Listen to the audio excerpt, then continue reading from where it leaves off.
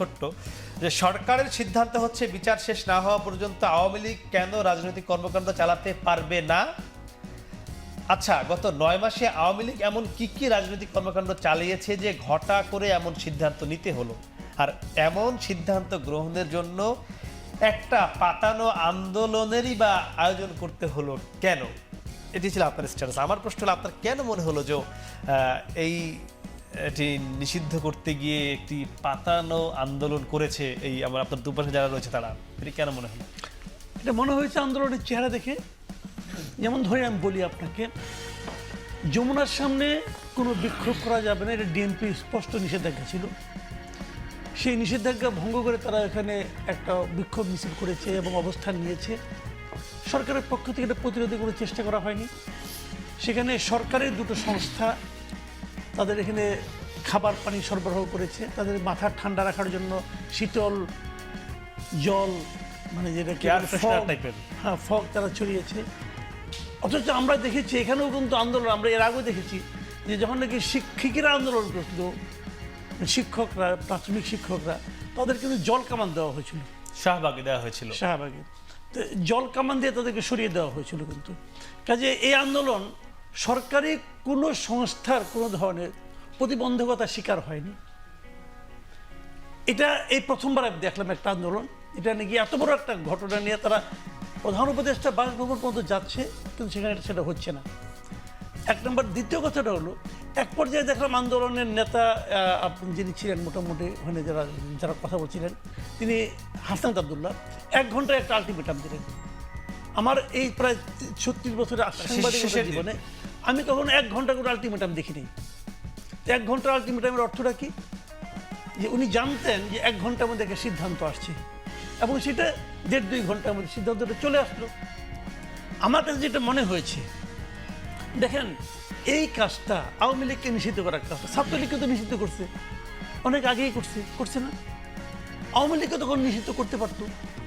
তখন সরকার সারা দুনিয়ার কাছে নিজের ভালো মানুষই প্রমাণ করার জন্য ডক্টর ইউনূস নিজে অনেকবার ইন্টারভিউতে বলেছে যে কোনো রাজনৈতিক দলকে নিষিদ্ধ করার কোনো পরিকল্পনা তার সরকারের নাই। উনি বারবার বলেছেন, একাধিকবার বলেছেন। বলে এখন উনি টের পাচ্ছেন যে ওটা বলো না, ঠিক হয় নাই। এখন উনি কীভাবে ওই তেতো ওষুধটা আবার গিলবেন? যে কারণে উনি ওনাদেরকে রিকোয়েস্ট করছেন, বাবারা তোমরা একটা ছোটটা করো, আমি একটা অজুহাত পাই। হিসাবটা ভাই সিম্পল একদম। ডক্টর ইউনূস আন্দোলনটা মূলত আমি মনে করি, আমি ব্যক্তি হিসেবে বলছি, তাই একদম উনি সরকার প্রধান হিসেবে আমি ওনার কথা বলছি। বাট এই সরকারই চেয়েছে, যে আমার মনে হয়েছে আর কি, আমার যেটা মনে হয়েছে আমি সেটা বলছি। আমার কাছে মনে হয়েছে সরকারই চেয়েছে, তারা আওয়ামী লীগকে নিষিদ্ধ করতে চায়, এবং চেয়েছে বলেই তোমরা আন্দোলন করো। আমি লোককে বলতে পারবো যে ওরা আন্দোলন করেছে, কাজে আমার কাছে জনদাবির মুখে আমি এটা করেছি। তার মানে ডক্টর ইউনূস একদিন চাননি, এখন চেয়েছেন। শুনেন, ওনার মনে কিছুটা উনি জানেন, আর পৃথিবীর কেউ জানে না। আমার মনে কি আছে আপনিও জানেন না, কিন্তু যার যার মন তার কাছে। কিন্তু উনি যে যতটুকু প্রকাশ করেছেন, সেই প্রকাশ দেখে আমার যা মনে হয়েছে আমি সেটা বললাম। জি, এতদিন আমার মনে হয়নি। উনি একদিন প্রকাশ্যে বলেছেন, আমি কমপক্ষে 3টা আন্তর্জাতিক মিডিয়াতে ওনাকে বলতে শুনেছি যে ওনার এই সরকারের কোনো দলকেই নিষিদ্ধ করার কোনো পরিকল্পনা নেই। উনি যেটা বলেছেন, এখন যদি ওই মিডিয়া তাকে জিজ্ঞাসা করে আপনি যে বলেছিলেন আপনি করলেন কেন, উনি কি বলবেন? তিনি কি দলকে নিষিদ্ধ করেছেন? না, এখন তো ওই পথে যাচ্ছেন। দল নিষিদ্ধ করার প্রথম ধাপ কী হবে আমি এটাও বলি আপনাকে, যেহেতু আলোচনা উঠছে আমি বলি আপনাকে, আরও ডিটেলে বলি। দেখেন, ওই দিন জরুরি সভায় 3টা সিদ্ধান্ত গ্রহণ হয়েছে। একটা হলো আওয়ামী লীগের কার্যক্রম বিচার শেষ না হওয়া পর্যন্ত স্থগিত থাকবে। 2 নম্বর হলো জুলাই আপনার ঘোষণাপত্র, হ্যাঁ ঘোষণাপত্র, এটা হবে। আর 3 নম্বরটা কি? 3 নম্বর হলো ট্রাইব্যুনালকে কোনো পলিটিক্যাল পার্টি নিষিদ্ধ করার ক্ষমতা দেওয়া হবে। এই আইনটা কিন্তু আগে ছিল না। এই আইনটা আগে ছিল না, আনা হয়েছে, এটা আগে ছিল। আবার ভাইয়া এই আমি বলছি যে যখন তারা এই আইনটা এই উপদেষ্টা মণ্ডলীর সভা কমিটিতে সিদ্ধান্ত নিল, তার আগ মুহূর্ত পর্যন্ত ছিল, তার আগ মুহূর্ত ছিল না। আমি সেটাই বলছি, নতুন করে এটা আনা হলো। আনা তো হলো, পুনর্বহাল করা হলো, কি বলা যায় না? ভাইরে আমার কথা হলো ওই সময় আনা হলো কিনা সেটা বলেন। পুনর্বহাল আনা একই জিনিস হলো। এই কাপটা এখানে একসময় ছিল, ঘন্টাখানেক ছিল না, এখন আনলো। আমি কি বলবো, আনা হলো। পুনর্বহাল মানে বলা যায়, দুইটাই বলা যায়। পুনর্বহাল আনার পার্থক্যটা কি? জি, আনা হলো। এটা আনা হলো কেন? এটা আনা হলো কেন? এটা আনা হলো এই কারণে যে এই আইনটার এখন প্রয়োগ হবে। জি, বুঝতে যে পেরেছি। প্রয়োগটা কি প্রয়োগ হবে, আওয়ামী লীগকে নিষিদ্ধ করার জন্য প্রয়োগ হবে। আস্তে আস্তে সেদিকে আমি এগোচ্ছে। যদি আপনাকে আর 2 মিনিট সময় দেন, আমি আরেকটা ঘটনা বলি, তাহলে আপনি বুঝতে পারবেন জিনিসটা। আমি বলে দিই একবার। দেখেন, শাহবাগে একটা আন্দোলন হয়েছিল না আগে, গণজাগরণ মঞ্চ। জি, ওইটা আন্দোলনটা হয়েছিল কেন? মূল কারণটা কি? এটা উদ্দেশ্য নিয়ে হয়েছিল। কাদের মোল্লার যখন উদ্দেশ্যটা বলি, উদ্দেশ্যটা শুনেন আগে আপনি। কাদের মোল্লাকে যখন নাকি যাবজ্জীবন কারাদণ্ড দিল, ফাঁসি তখন না এখানে দিয়ে। আন্দোলন হলো। তারা কাদের মোল্লা ফাঁসি চায়। তো ফাঁসি কার কাছে চায়?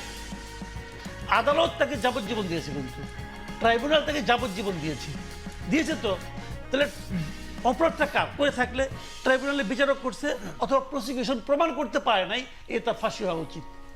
এটা প্রসিকিউশন প্রমাণ করতে পারে নাই, জি। অথবা বিচারক সিদ্ধান্ত নিতে পারে নাই, তাহলে ওই আন্দোলনটা হওয়া উচিত ছিল কার বিরুদ্ধে? বিচারকের বিরুদ্ধে অথবা প্রসিকিউশনের বিরুদ্ধে। ওই পুরো আন্দোলনে কোনো দিন আপনি কি ওই বিচারকের নাম শুনছেন একবার? ওই বিচারকের বিরুদ্ধে কোনো স্লোগান হয়েছে? না, হয় নাই। হয়নি। কিন্তু আন্দোলনের ফলে কি হয়েছে? সরকার একটা আইন চেঞ্জ করছে। কি আইন চেঞ্জ করছে? যে এই রায়ের বিরুদ্ধে আগে সরকার আপিল করতে পারতো না, এখন পারবে। সরকার আপিল করতে পারবে। যেই মুহূর্তে ওই আইনটা হলো, যে সরকার আপিল করতে পারবে, সেই মুহূর্তে কাদের মোল্লা ফ্যামিলি সহ পুরো দেশের লোক জেনে গেল এখন কাদের মোল্লারা ফাঁসি ঝুলাই দিবে, এবং তাই হয়েছে শেষ পর্যন্ত। কাজেই এই আন্দোলনগুলি যে কারণে হয় এবং কি কারণে হচ্ছে, আগে আমরা হাসিনার আমলে যা দেখেছি যেভাবে নিয়ন্ত্রণ, এখনো তাই হচ্ছে। জি, আমরা আবার আসবো মাসুদ ভাই। আমি একটু জানতে চাই হাদি, আপনার কাছে জানতে চাই, আমরা যে বিষয়টি কথা বলছিলাম সেটি আমরা একটু থাকবো সেখানেই। এই পাতানো আন্দোলনে আপনারা কেন মানে ডক্টর ইউনূসের ফাঁদে পা দিলেন? মাসুদ ভাই বলেছে পাতানো আন্দোলন। পাতানোর আন্দোলন তো বটেই, আমরা পাতাইছি। ফ্যাক্ট হইল ডক্টর ইউনূস সাহেব পাতাইছেন কিনা। এই মাসুদ ভাই যে বললেন, এগুলো সব অ্যাকনলেজ করে বলি যে ডক্টর ইউনূস সাহেব আমাদেরকে ডাকছেন এবং বলছেন এখানে আন্দোলন করো, তোমাদেরকে থাকা খাওয়ার সব ব্যবস্থা করি। তো এবং আমরা গেলাম, খাইলাম, আন্দোলন করলাম। তো এখনই বলতেছি যে আমরা আগামীকালকে জুলাইয়ের ঘোষণাপত্রও চাই।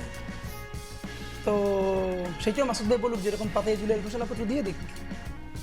দেখেন মুশকিলটা হলো কি, না মানে এইটা হলো হয়তো ডক্টর ইউনূস চাচ্ছে না ঘোষণাপত্র, কিন্তু ডক্টর তাই? ইউনূস চেয়েছিল, তাহলে আসেন, আওয়ামী লীগ একটা বলি। নিষিদ্ধ হোক, মানে এই যে আপনারা সেই বলতে ডাকে পারাটা, সাড়া দিয়েছেন। খেয়াল করেন, মানে এই সরকারের দুর্বলতা একটাই, সেটা হলো যেই কাজটা সে শপথ গ্রহণ করবার 1 সপ্তাহের মধ্যে করবার কথা ছিল, সেইটা সে করেছে 10ম মাসে এসে।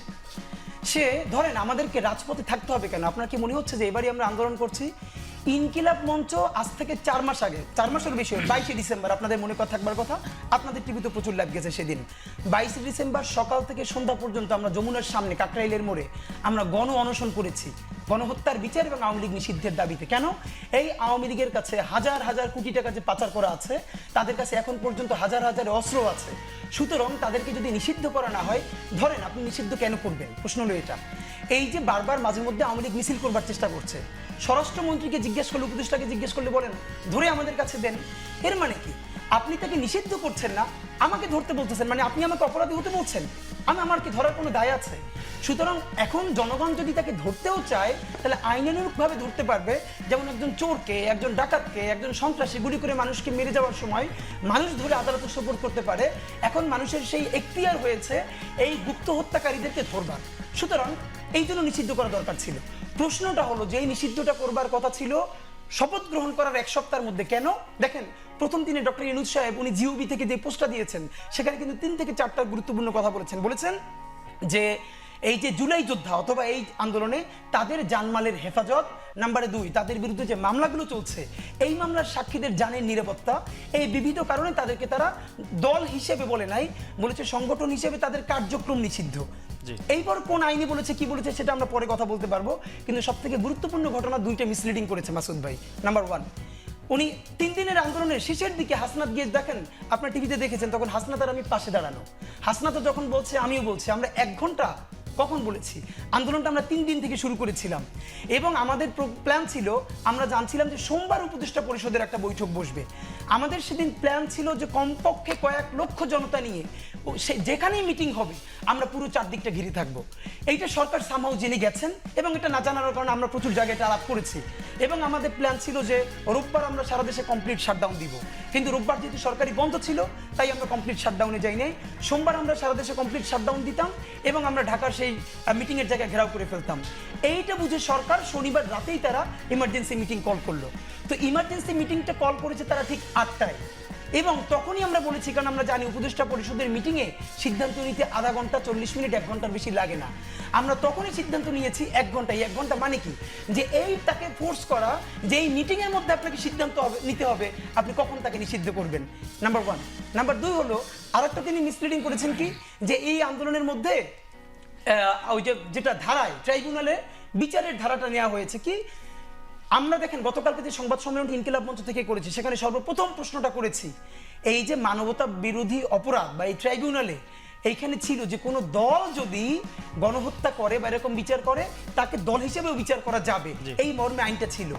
আমরা প্রশ্ন করেছি এই সরকার ফেরার পর ঠিক কোন সুশীল উপদেষ্টার পরামর্শে বা স্টেকে এই আইনটা তুলে দেওয়া হয়েছে, মানে তুলে দেওয়ার ফলে কি হবে, আওয়ামী লীগকে আর দল হিসেবে বিচার করা যাবে না। এবং আমাদের কি করতে হলো, এই 10 মাস আন্দোলন করে সেই রায়টা পুনর্বহাল করতে হলো। খেয়াল করেন, এটা কিন্তু নতুন করে সংযোজন করা হয় নাই, ছিল, আপনি পুনর্বহাল করলেন। তো পুনর্বহাল তো করবার কথা ছিল আরো 10 মাস আগে, আপনি কেন করলেন না? তো এখানে দুটো কথা মাসুদ ভাই বলেছেন। 3 নম্বরে আমি যেটা বলি যে আন্দোলনের চরিত্র, শাহবাগ যখন হয়েছিল আপনাদেরকে মনে আছে, শাহবাগের বিরুদ্ধে 2013 সালে সারা বাংলাদেশে আর কোথাও কি জনগণ দাঁড়িয়েছিল? শাহবাগের বিরুদ্ধে সারা বাংলাদেশের গ্রামে গঞ্জে প্রত্যেকটা জায়গায় হাজার হাজার মানুষ দাঁড়িয়েছে, চূড়ান্তভাবে শাপলা দাঁড়িয়েছে, গুলি করে মেসাকার করে দিয়েছেন। আপনাকে প্রশ্ন করি, মাসুদ ভাইকে প্রশ্ন করি, এইবার যে আমরা শাহবাগে দাঁড়ালাম, আওয়ামী লীগের বা আওয়ামী লীগের পক্ষে মাসুদ ভাইদেরও 2-1 ভদ্র মানুষও তারা কি বাংলাদেশে কোথাও দাঁড়িয়েছিলেন আমাদের বিপক্ষে? কেন দাঁড়ান নাই? হয়তো সেই সময়ের অপেক্ষা। ওকে, সামনে দাঁড়াক, আমরা দাঁড়াই, তারাও দাঁড়াক, জি, সেই জি। ডেমোক্রেটিক সৌন্দর্য আমরা